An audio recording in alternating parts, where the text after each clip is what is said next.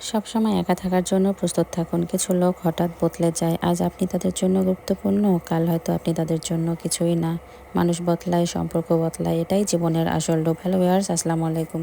আর মাত্র একদিন পরেই পবিত্র ঈদ উল ফিতর। সবাইকে জানাই ঈদের অগ্রিম শুভেচ্ছা। তো গতকাল আমার ছোট ননদ আসছে বাসায়। ও অবশ্য শ্বশুরবাড়িতে ঈদ করতে আসছে। তো ওখান থেকে আমাদের বাড়িতে তো আমার শাশুড়িমাকে দেখার জন্য ছুটে আসলো। তো আসার পরেই ও বলতেছে মিশালি শাক খাবে, আর ও তো লাউ খেতে অনেক পছন্দ করে। ও যখন আসে তখনই আবার আমাদের গাছের লাউ একটা না একটা থাকেই, এটাই আসলে রিজিক।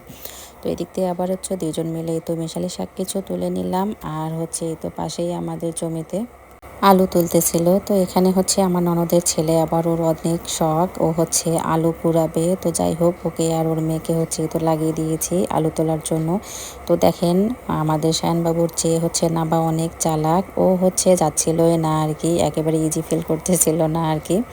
তো দেখেন, নাবা গিয়ে কি সুন্দর বালতি নিয়ে আলু কুড়াচ্ছিল, মাশাল্লাহ বলতে ভুলবেন না। আর এই দিক দিয়ে আবার আমি তো শাকগুলো নিয়ে এসে তো রান্না বসিয়ে দিলাম। আমার ছোট ননদ বেছে রেডি করে দিল, আর আমি তো বসিয়ে দিলাম। তো শাক হওয়ার পরে দেখেন তিনজন তিনটা প্লেট নিয়ে রেডি হয়েছে। এরা কিন্তু রোজদার, ওরা খাবে না, বাচ্চাদেরকে খাওয়ানোর জন্য আর কি। আমার শাশুড়ি আম্মাকে আর আমার মেয়ে আর আমাদের এই তো সায়ান আর নাবাবুরি খাবে। তো এই জন্যই ওরা গরম গরম শাক ভাজি খাবে। তো আমি তো প্লেটেই গরম গরম দিয়ে দিলাম। আর আজকে একটু দুপুরে দুপুরে রান্নাগুলো করে ফেলেছি। তো এরপরে আবার আমি আমাদের গাছের লাউটা ছিঁড়ে নিলাম। তো লাউটা বাইরে থেকে এরকম দেখা গেলেও কিন্তু ভিতরে নরম ছিল, মাশাল্লাহ অনেক সুন্দর রান্নাটা হয়েছে আজকে। তো এখানে আমি কিন্তু মাওয়া মাছ দিয়ে রান্না করব। মাওয়া মাছটা আগে ভেজে নিয়েছি। ভেজে নেওয়ার পরে তো লাউয়ের মধ্যে আবার একটু ডাল দিয়েছি। এটা কিন্তু মাসকালাই ডাল, আমি গুঁড়া করে রেখে দিয়েছিলাম। এভাবে খেতে অনেক অনেক ভালো লাগে। আর যেহেতু রমজান মাস, ঠান্ডা এরকম তরকারি হলে কিন্তু ভালোই লাগে, একেবারে পেট ঠান্ডা রাখার মতো তরকারি লাউ। আর তার সঙ্গে এই তো মাসকালাই।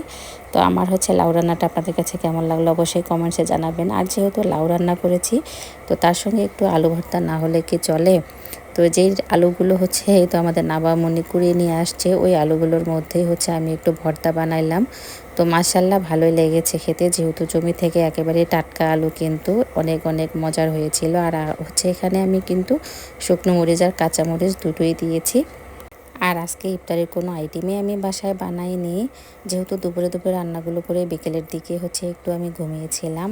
আর আপনাদের ভাই বিকালবেলা ঘুম থেকে উঠে বাজার থেকে ইফতারিগুলো নিয়ে আসছে। ওগুলো আবার আমার ছোটো ননদ সহ আপনাদের ভাই সব কিছুই তো রেডি করে নিল, শশাও কেটে নিয়েছে। তার সঙ্গে আজকে একটা ফার্মের মুরগি আনতে বলেছিলাম, কিছুদিন আগে একটা মুরগি আমরা একটু কালাভুনা করে খেয়েছি, অনেক নাকি মজা লেগেছে। আর আমার ছোটো ননদ আসছে, ও অবশ্য খেতে চেয়েছে, তাই আজকে আবার একটা মুরগি নিয়ে আসলাম। আসার পর কেটে বেছে এই তো রান্না করে নিলাম। আর বাচ্চারা তো সবাই মিলে একসাথে অনেক মজা করতেছিল। ভিডিওটা এখানেই শেষ করলাম। ভালো লেগে থাকলে ফলো দিয়ে পাশে থাকবেন। আল্লাহ হাফেজ, শুভরাত্রি, আসসালামু আলাইকুম।